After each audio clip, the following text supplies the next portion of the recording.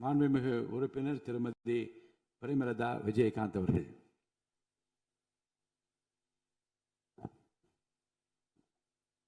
சட்டப்பேரவை தலைவர் அவர்களே, முதலமைச்சர் அவர்களே, எதிர்கட்சி தலைவர் அவர்களே, இந்த அவையிலே வீற்றிருக்கும் அனைத்து சட்டமன்ற உறுப்பினர்களுக்கும் முதல் கண் வணக்கத்தை தெரிவித்துக் கொள்கிறேன்.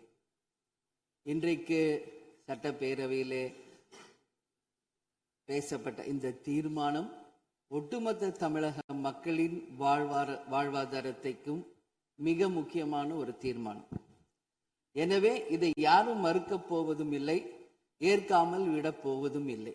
தமிழ்நாட்டிற்காகவும் தமிழக மக்களின் அத்தனை உரிமைக்காகவும் ஒட்டுமொத்த தமிழகமும் ஒன்றாக தான் இருக்க போகிறோம், அதற்காக போராட போகிறோம்.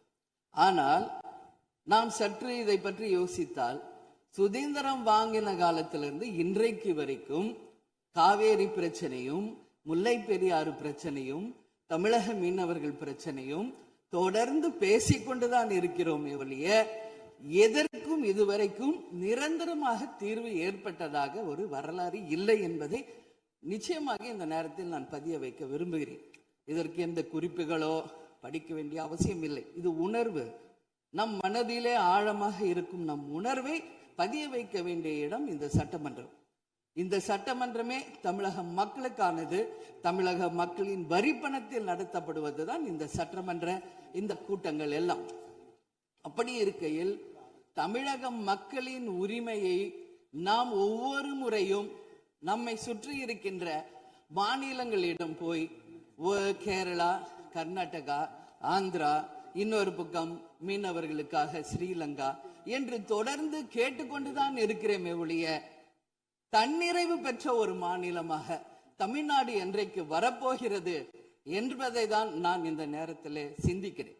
ஏன்னா நம்மை சுற்றி இருக்கின்ற நமது தலைவர்கள் எல்லாருமே இந்த பிரச்சனைக்காக, அம்மையார் புரட்சி தலைவி ஜெயலலிதா அவர்கள் காவேரிக்காக உண்ணாவிரதம் இருந்தாங்க, முதலமைச்சராக இருந்து. கலைஞர் அவர்கள் இதற்காக பல போராட்டங்கள் நடத்தினார். அண்ணன் ஸ்டாலின் அவர்கள் பல தீர்மானங்களை நிறைவேற்றி இருக்கிறார்கள்.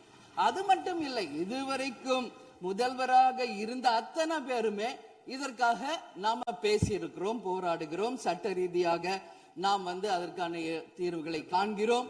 அது மட்டும் இல்லை, காவிரி மேலாண்மை ஆணையம் ஒரு தீர்ப்பு சொல்றாங்க, உச்ச நீதிமன்றம் ஒரு தீர்ப்பு சொல்றாங்க. எதுவும் பேசியும் இதுவரைக்கும் தீர்வு இல்லை.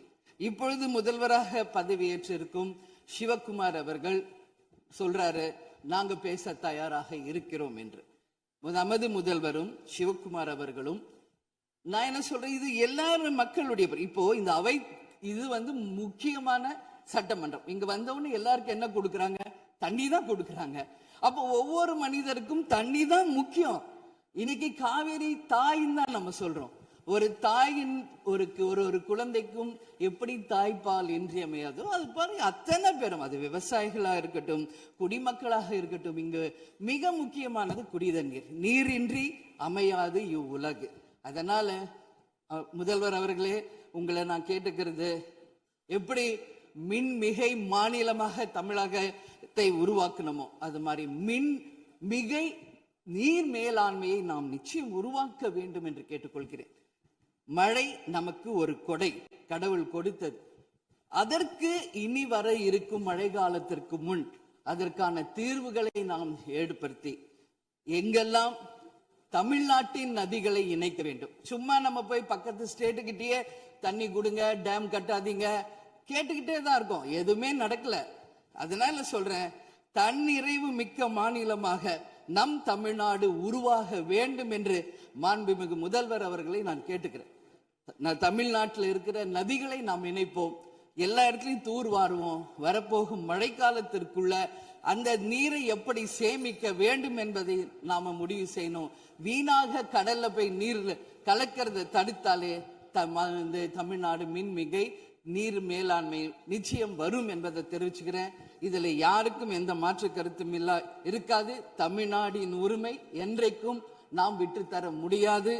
முன்னொரு காலம் புரட்சி கலைஞர் கேப்டன் எதிர்கட்சி தலைவராக இருந்தபோது தமிழகத்தின் பிரச்சனைக்காக அனைத்து கட்சியும் ஒன்று திரட்டி டெல்லிக்கு சென்று பிரதமரை சந்தித்து தமிழக மக்கள் சார்பாக கோரிக்கை வைத்தார். அதுபோல் தேவைப்பட்டால் அனைத்து கட்சியையும் நீங்கள் ஒன்றாக அழைத்து சென்று தமிழக மக்களின் உரிமையை நிலையாக உறுதியாக நீங்கள் நிலைநாட்ட வேண்டும் என்பதை நான் கேட்டுக்கொள்கிறேன்.